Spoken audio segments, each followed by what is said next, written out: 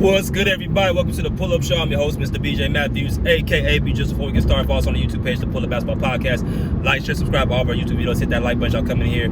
Hit the share, subscribe, hit that Cash App, $ Slick Rick Son, 1991 Son, and our Venmo at BJ/MATHUWS/1. I'll put that all into the link description after this video. Let's get it popping. All right, so I'm dropping another video after I just made a video about the Clippers game against the Warriors last night. This is going to be a shout out to my boy Straight to the Point Sports and Entertainment. Go and follow that man. I'm going to go ahead and put that in the link description as well as at the duration of this video. Straight to the Point, great channel.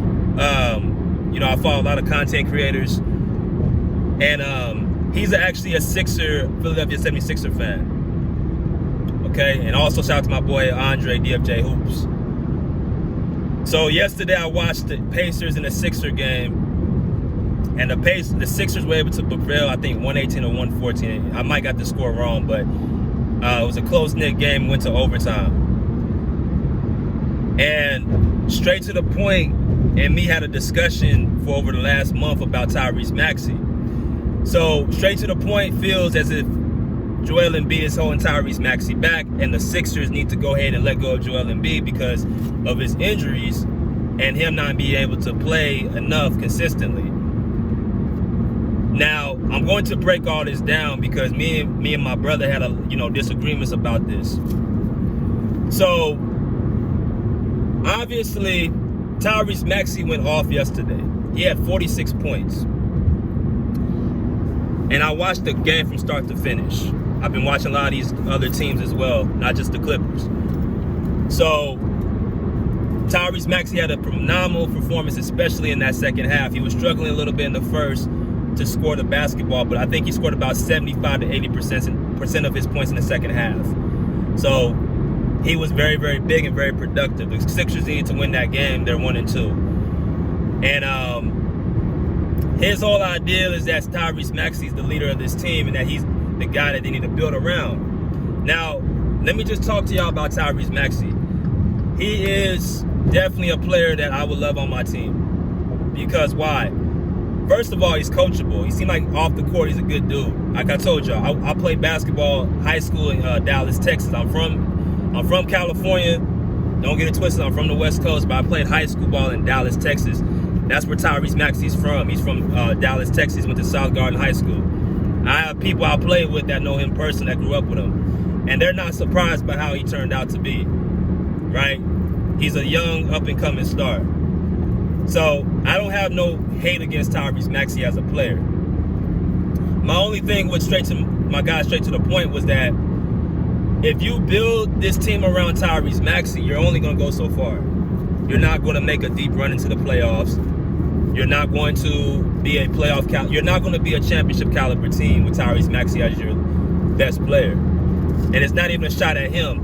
If you look through NBA history, there's not really any they're not really no guys under 6'3" that are leading their teams to championships. Who you got? You got Isaiah Thomas, you got Oscar Robertson, you got Steph Curry, who's 6'3". Who else can you say has led their teams to championships who are undersized guards? High offensive guards, to put at that. You can't really name too many. So that's why I feel the way I feel about Tyrese Maxey. It's not a shot to say that he's not good, but you need another piece to be able to uphold that fort, and that's where Joel Embiid comes in. The hell? So I'm going to break down some numbers to y'all real quick. In 4 seasons with Joel Embiid, Tyrese Maxey has a record of 35-41 without Joel Embiid on the court. Last season, the Sixers, without Joel Embiid and Tyrese Maxey on the court, they're 14-23. Okay? That should tell you everything you need to know that Tyrese Maxey can only take your team so far. Now, Straight to the Point made a video this morning saying this is Tyrese Maxey's team, but also he talks about how when they lose a game, like against the Toronto Raptors, against the Milwaukee Bucks, who are both mediocre teams as we speak, he says that Tyrese Maxey's being left with the burden from Joel Embiid. So you can't have it both ways. You can't say that Joel Embiid is holding him back when you try to say that Tyrese Maxey is the leader of this team. If you're really a first or hell even a second option in the NBA, you should be able to get wins and lead your team to a primal position and still be able to make them have a winning record. So just because your first option is not there, don't mean that you can't still have a winning team. Hell, I say it all the time. Kawhi Leonard has been out of the postseason for 4 years, and the guy that's now on your team carried us multiple times. We've had multiple winning seasons, even when Kawhi Leonard is out, because Paul George is a real first, second option on a team.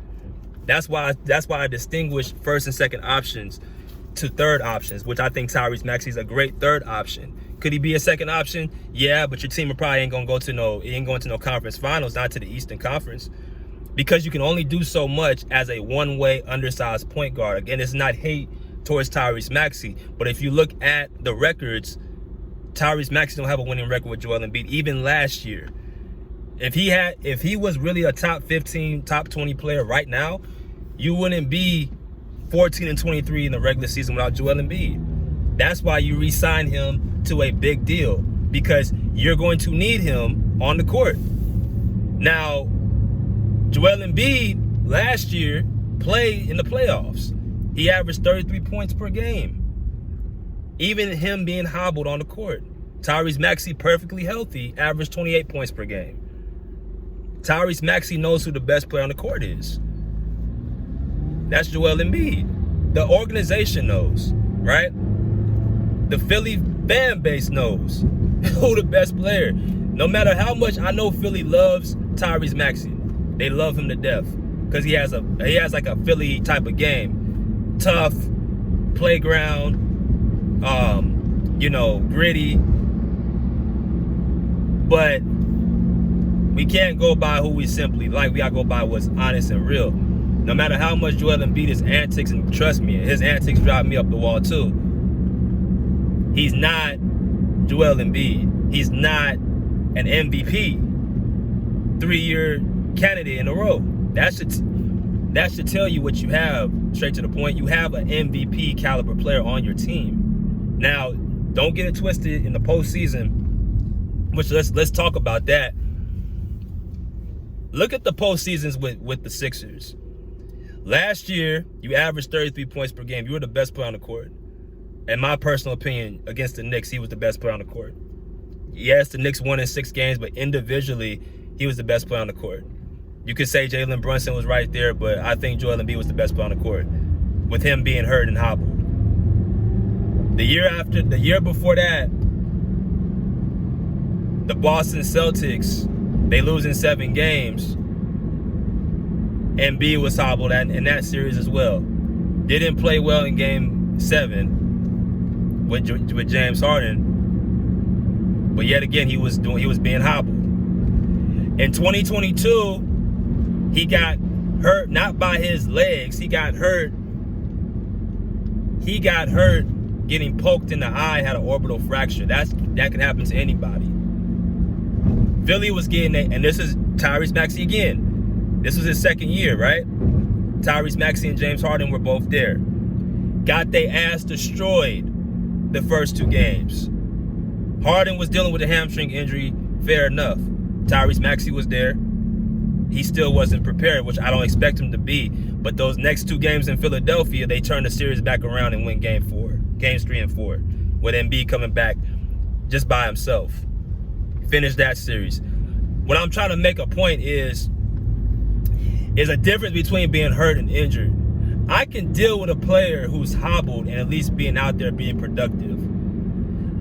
It's a difference than a person who's being injured and not playing, which is what the Clippers, what we're dealing with Kawhi right now. Do you understand that? See, people want to complain about Joel Embiid ain't playing. No, he's playing. He's playing hurt. A lot of players in the league are not 100%. That's understandable. That's why I feel like they're going through this low management with Embiid, because they want him to be as fresh as possible for the postseason. Now, again, back to Maxey.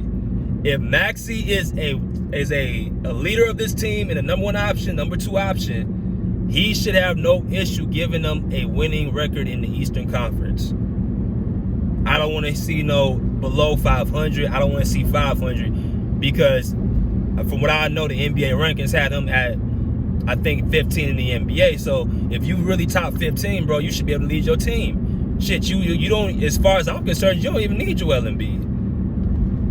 But based off the records over the past few years, and last year where he made his mark, I think Maxey was an all-star. They were 14 and 23. And before Joel Embiid got hurt, they had a chance to get to the conference finals. People don't know that. Before Joel Embiid got hurt, the Sixers were rolling in the Eastern Conference. Right? They season went down when Joel Embiid missed all them damn games. Now, Joel Embiid's a damn idiot and a clown. We're talking about he gonna miss, probably gonna play back-to-backs throughout his entire career, which to me is not good because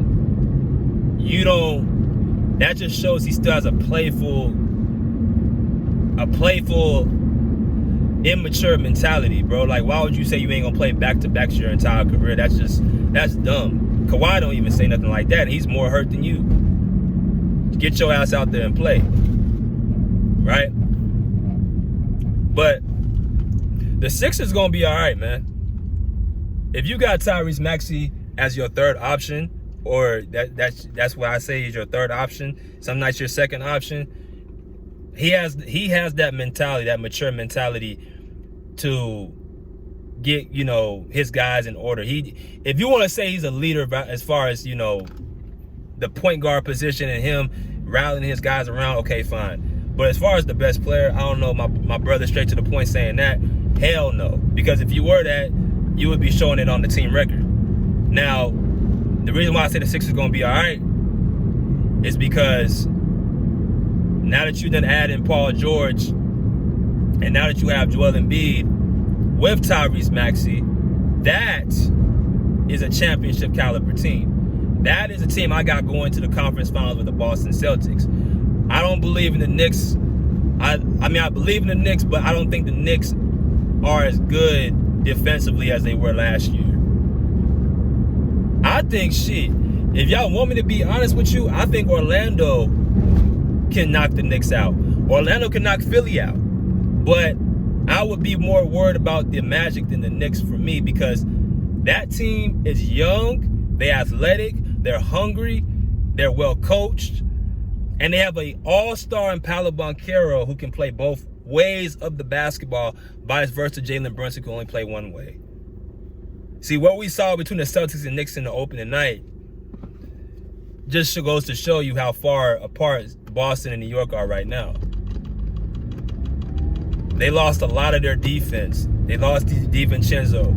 You lost